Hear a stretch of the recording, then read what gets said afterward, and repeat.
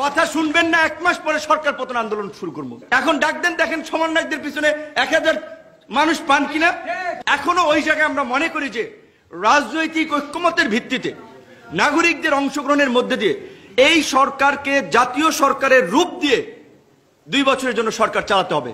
কিন্তু এই কাঠামোতে, এই এনজিও মার্কা কাঠামোতে 6 মাস টেকা অসম্ভব হবে। শীতের সময় গ্রামে অনেকে বলে, একটু অসুস্থ মানুষ, বয়স্ক মানুষ দেখলে যে এই শীত ওঠে কিনা সন্দেহ আছে।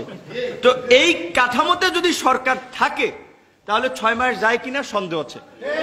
কারণ হচ্ছে সরকারের মধ্যেই বেনিফিশিয়ারিরা ঢুকে গেছে, আশপাশে সুবিধাভোগীরা আছে, ফ্যাসিস্টের দোসররা আছে। সরকারের রাষ্ট্র পরিচালনার অভিজ্ঞতা ছিল না, একজনের একটা মিনিস্ট্রি চালানোর অভিজ্ঞতা নাই, তারা দিচ্ছেন আপনি 3টা মিনিস্ট্রি। এটা কি পুতুল খেলা? রাষ্ট্র পরিচালনা কি পুতুল খেলা? অভিজ্ঞতা ছাড়া আপনি 3টা মিনিস্ট্রি সামলাবেন? তার দরকার কি একজনের 3টা নেওয়ার, 4টে নেওয়ার? অন্য লোক ইনক্লুড করেন। আমরা একটা কথা অনেকে ভাবতে পারি যে নূর ভাই এত কথা বলে যে নূর ভাই বোধহয় সরকারে যেতে চায়। আমি আপনাদের সামনে পরিষ্কার করতে, আমরা রাজনীতিবিদ, রাজনীতি করে নিজেদেরকে তৈরি করতে চাই। আমার ব্যক্তিগতভাবে আমাকে যদি বলেও, আমি অ্যাডভান্স বলে দিলাম, আমি নিজে এই অন্তর্বর্তীকালীন সরকারের পার্ট হব না। কারণ এই সরকারের পার্ট হইলে তার সফলতা ব্যর্থতার উপরে আমার ভবিষ্যৎ রাজনীতি নির্ভর করবে। সুতরাং এরকম আনসার্টেন গভর্নমেন্টের আমি ব্যক্তিগতভাবে পার্ট হব না। কিন্তু আমাদের কাছে যদি প্রস্তাব চায় উপযুক্ত ব্যক্তিদেরকে, এই নাসির স্যার বসে আছেন, অনেকে মাস্টারমাইন্ড খুঁজেন এই আন্দোলনের কারণে। এই আমাদের শিক্ষক, উনি জগন্নাথ বিশ্ববিদ্যালয়, সেই ছবি ফেসবুকে আছে, পিঠ ঝাঁঝরা হয়ে গেছিল গুলিতে, চাকরি হারিয়েছেন। সেই সময় এই যুবলীগের চেয়ারম্যান হতে চাওয়া ভাইস চ্যান্সেলর সেই মিজানুর রহমানরা তার চাকরি বাতিল করেছিলেন।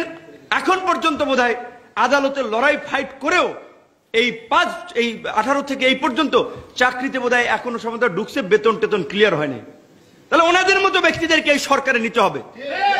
এই একজন ব্যক্তি আমাদের এখানে আছে, তার যে ডেডিকেশন, স্রোতের বিপরীতে লড়াই করেছে, আমরা যেখানে যখন প্রোগ্রামে ডেকেছি চলে এসেছে, তাদের এই সরকারের উপদেষ্টা হতে হবে। এই সরকারের যারা উপদেষ্টা হয়েছে তাদের ডেডিকেশনটা কি, তাদের কন্ট্রিবিউশনটা কি লাস্ট 15 ইয়ার্স দেশ জাতির জন্য তাদের কি অবস্থান ছিল, কয়দিন রাজপথে এসেছে, কয়দিন গণতন্ত্রের জন্য কথা বলেছে, কয়দিন ফাঁসিবাদের বিরুদ্ধে আওয়াজ তুলেছে। সরকার পতন করাই দিয়েছে আমরা। এখন আপনারা এনজিও মার্কা সরকার করে আপনারা ভাগ বাটোয়ারার ক্ষেত্র বসাবেন। সরকার যেমন গঠন করেছি, নামাইতে বেশি সময় লাগবে না। কথা শুনবেন না, 1 মাস পরে সরকার পতন আন্দোলন শুরু করবো। পরিষ্কার। গুটি কয়েক ছাত্র সমন্বয়কে নিয়ে ভাববেন আপনারা সব পরিচালনা করবেন। এখন ডাক দেন, দেখেন সমন্বয়কদের পিছনে 1000 মানুষ পান কিনা।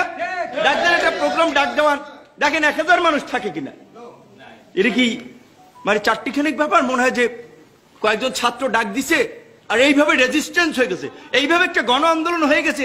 এখন অনেকে মাস্টারমাইন্ড হয়ে গেছে, অনেকে প্রধান অমুক হয়ে গেছে। আন্দোলন তো একটা প্রেক্ষাপট ছিল, গত 1.5 দশকে সেই প্রেক্ষাপট রচনা হয়েছে ধীরে ধীরে। অনেকগুলো ঘটনা একটা একটা